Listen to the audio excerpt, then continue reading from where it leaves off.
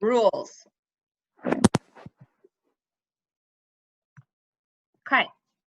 So this is a book about a 12-year-old who has a little brother who has autism, and they have to create a lot of very strange rules to kind of help him with behavior and how he's supposed to act.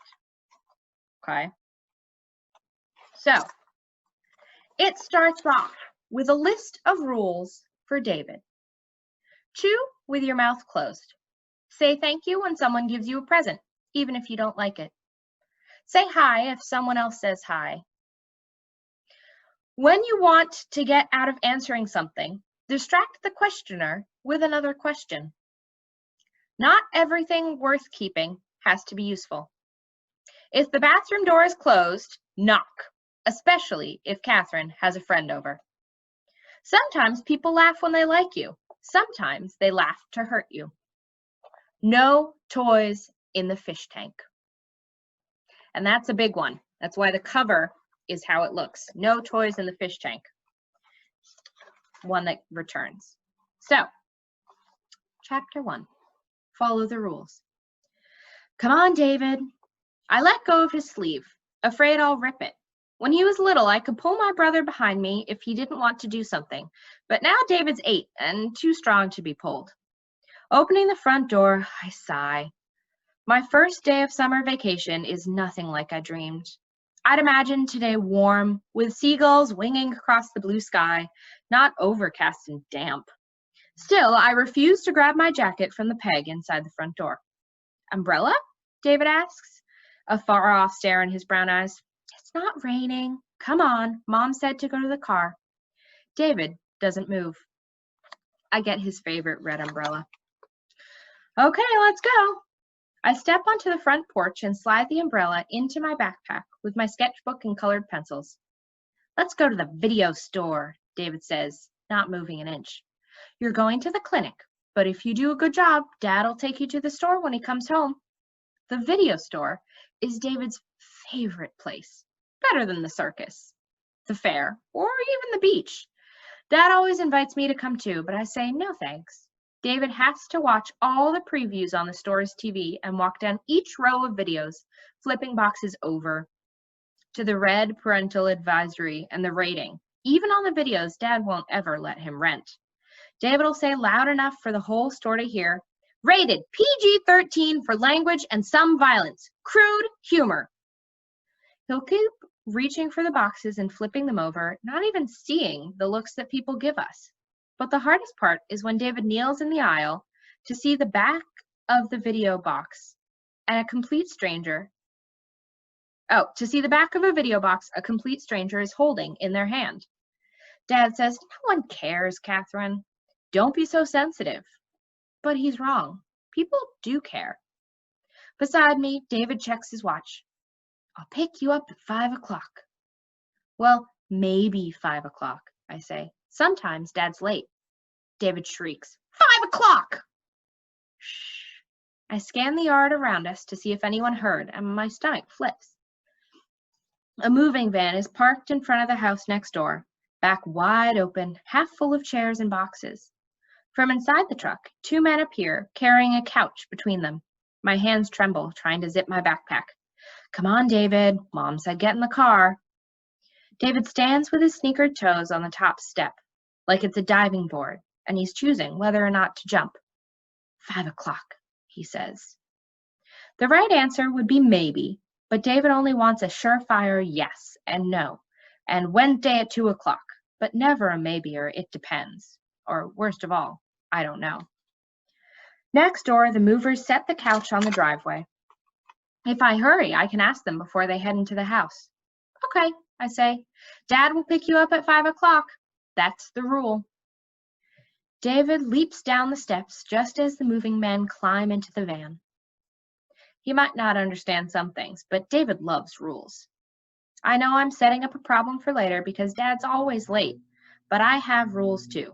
And one of mine is, sometimes you've got to work with what you've got. I take David's elbow and hurry him. Let's go past the fence and talk to those men. A little spring mud remains under the pine trees near the fence. Only a month ago, puddles were everywhere when Mrs. Bowman called me over to say that her house had been sold to a woman with a 12-year-old daughter. I hope you're pleased, she had said. I told the realtor I have a girl just that age living next door and maybe they can be friends.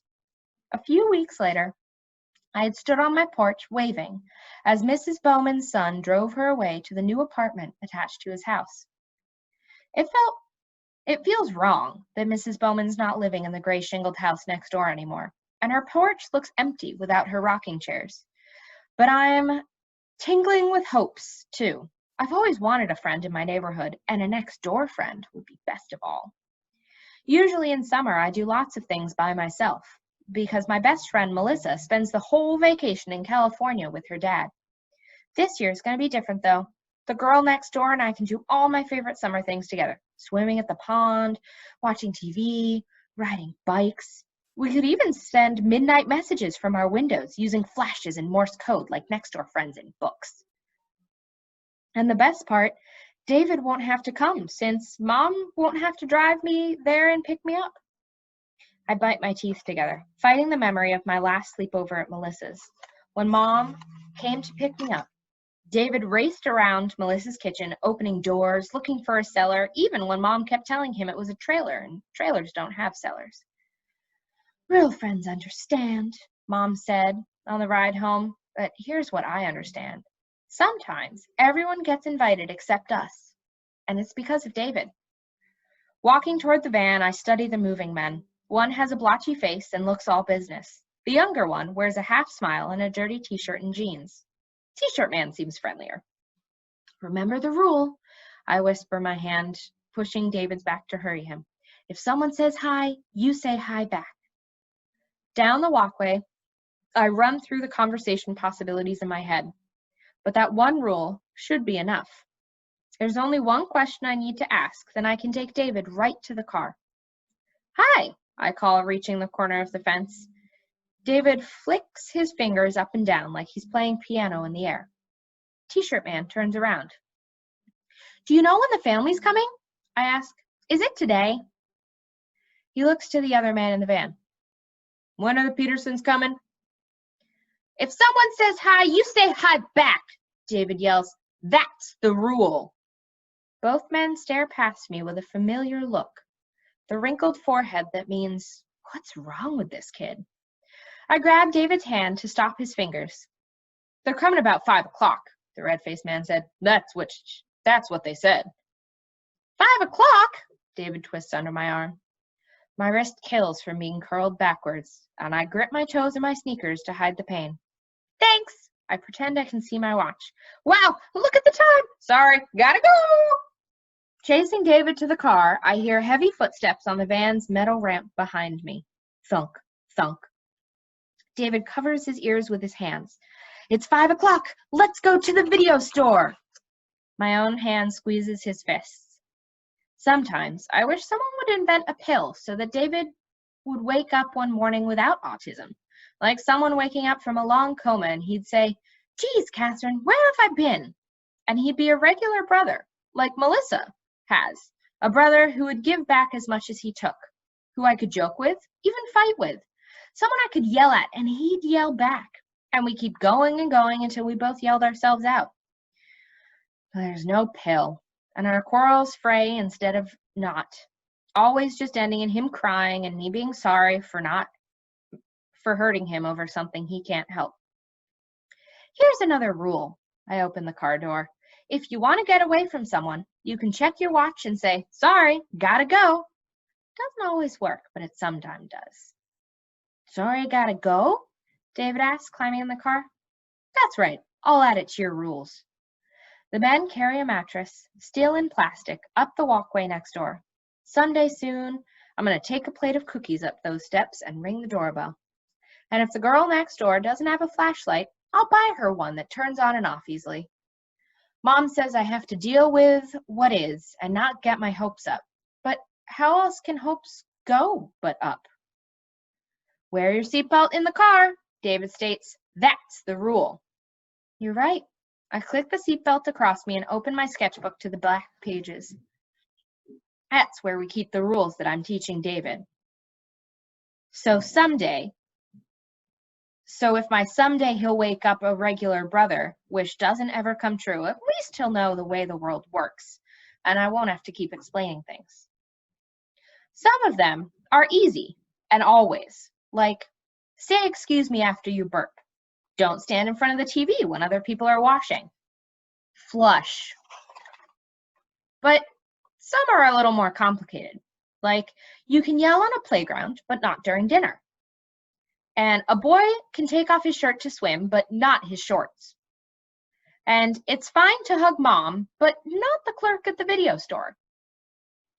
And a few more hints rather than rules, but matter just as much. Like, sometimes people don't answer because they didn't hear you. Sometimes it's because they don't want to hear you. Most kids don't even consider these rules. Sometime when they were little, their mom or dad must have explained it all, but I don't remember mine doing it. It just seems like I've always known those things. Not David, though. He needs to be taught everything. Everything from the fact that a peach is not a funny-looking apple to how having long hair doesn't make someone a girl. I add to my list. If you gotta get away from someone, check your watch and say, sorry, gotta go. It's Mom, David yells. Let's go to the video store. She's on the porch locking the front door. I'll get in trouble if Mom finds out I let him think the wrong thing. I'm depending on you, Catherine, she'd say. How will he learn to be independent if everyone lets him behave and speak the wrong way? You're going to occupational therapy, I tell David, at the clinic. He frowns.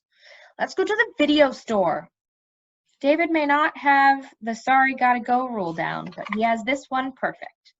If you say something over and over and over, maybe they'll give it to you to make you shut up. You're going to OT, I said. Maybe. Maybe's all it takes. David twists toward me as far as his seatbelt allows, his eyes flashing.